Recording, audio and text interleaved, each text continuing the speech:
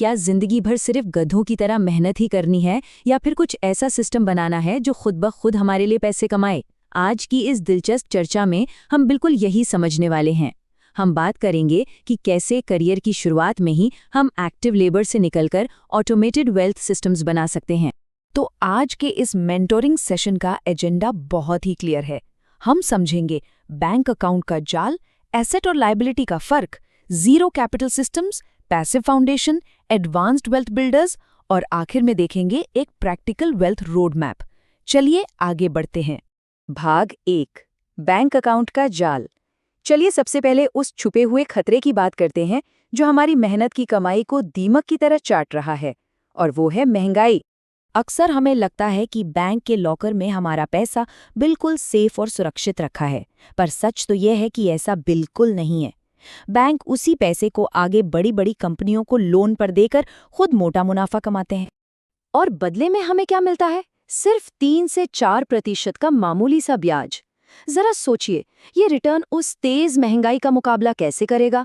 जो सामान आज 1000 रुपए का है वो कल 2000 का हो जाएगा, और हमारा पैसा बैंक में रखा रखा अपनी वैल्यू खो देगा। भाग 2, एसेट्स बनाम खाली लायबिलिटीज।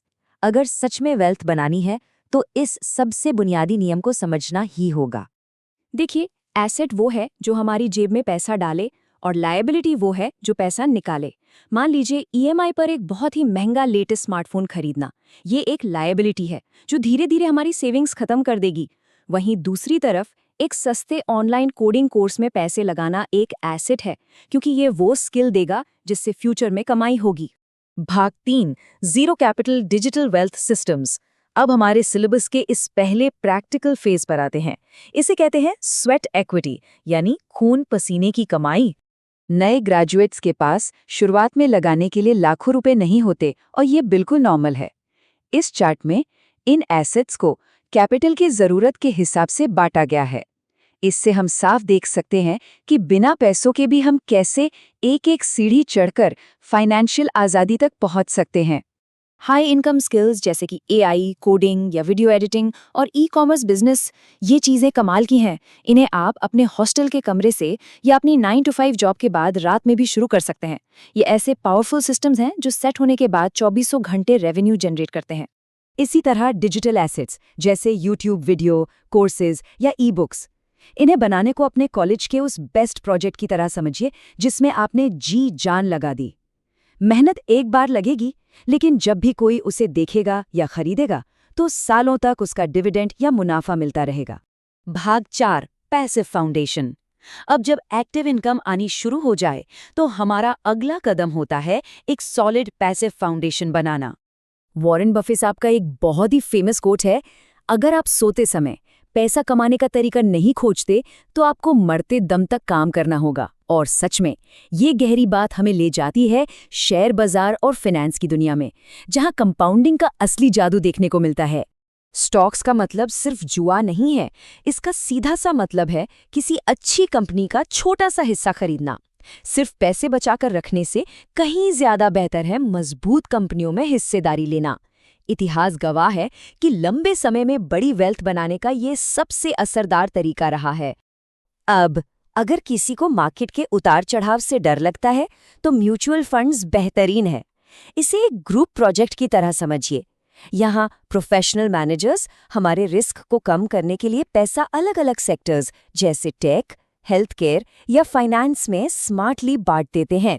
जब बात आती है बुरे वक्त से बचने की तो सोना काम आता है, लेकिन याद रखिए भारी ज्वेलरी खरीदना जिसमें मेकिंग और वेस्टेज चार्जेस छिपे हों एक बहुत बड़ी गलती हो सकती है। असली समझदारी हॉलमार्क वाले शुद्ध सोने यानी कॉइन्स, बार्स या डिजिटल गोल्ड में निवेश करने में है, जो अपनी असली वैल्यू बनाए रखते हैं। और हाँ, पोर्टफोलियो को बैलेंस करने के लिए बॉन्ड्स वो बहुत ही ज़रूरी सेफ्टी नेट देते हैं। जब हम ग्रोथ के पीछे भाग रहे होते हैं तो बॉन्ड्स ये तय करते हैं कि हमारी बेसिक जमा पूंजी फिक्स्ड रिटर्न के साथ पूरी तरह से सेफ रहे। भाग 5, एडवांस्ड वेल्थ जनरेटिंग एसेट्स। अब हमारी एंट्री होती है बिग लीग्स में। ये वो एडवांस सिस्टम्स हैं जिनमें थोड़ी ज़्यादा कैपिटल चाहिए पर कमाई की कोई लिमिट नहीं होती। Business ownership. बेशक एक बिजनेस शुरू करने में काफी रिस्क और शुरुआती मुश्किलें होती हैं, लेकिन इसका सबसे बड़ा फायदा क्या है? एक बार आपका सेल्फ सस्टेनिंग सिस्टम और टीम सेट हो गई तो समय देने और पैसे कमाने के बीच का लिंक पूरी तरह टूट जाता है। यानी आप एक्टिवली काम ना भी करें तब भी मुनाफा बनता रहता है। हम सब जानते हैं कि जमीन सीमित है और ये महंगाई से बचने का बेहतरीन तरीका है, पर रियल एस्टेट तो बहुत महंगा होता है, राइट? यही काम आते हैं REITs। ये बहुत ही स्मार्ट तरीका है जिससे करोड़ों रुपए लगाए बिना थोड़े से पैसों में भी एक बड़ी प्रॉफिट देने वाली बिल्डिंग का हिस्सा खरीदा जा सकता है। इसके बाद आता है वेंचर कैपिटल। ये रिस्क और रिवॉर्ड की इन्वेस्टिंग का एकदम टॉप लेवल है। यहाँ नए और धांसू स्टार्टअप आइडियाज में शुरुआती पैसा लगाया जाता है। हाँ, रिस्क ज्यादा है, लेकिन अगर कई स्टार्टअप्स में से एक भी हिट हो गया ना, तो वो पूरे फाइनेंशियल पोर्टफोलियो को कई गुना बढ़ाकर एकदम पलट सकता है। भाग 6, करियर की शुरुआत का फाइनेंशियल रोड मैप। इन 10 एसेट्स के बारे में जानना तो बस आधी जंग जीतना है। असली वेल्थ सिस्टम्स तब बनते हैं जब हम धैर्य और पूरे अनुशासन के साथ इन्हें अमल में लाते हैं। तो ये रहा हमारा पक्का रोड मैप। सबसे पहले अपने फालतू खर्चे ट्रैक करके उन बेकार की लायबिलिटीज को तुरंत खत्म कीजिए। फिर एक मजबूत सेफ्टी नेट या इमरजेंसी फंड बनाइए और फिर तेजी से मोमेंटम बनाने के लिए बिना देरी किए कम लागत वाले जीरो कैपिटल डिजिटल एसेट्स पर काम शुरू कर दीजिए। देखिए, असली वेल्थ एक रात में नहीं बनती, इसमें सालों की कंसिस्टेंसी लगती है।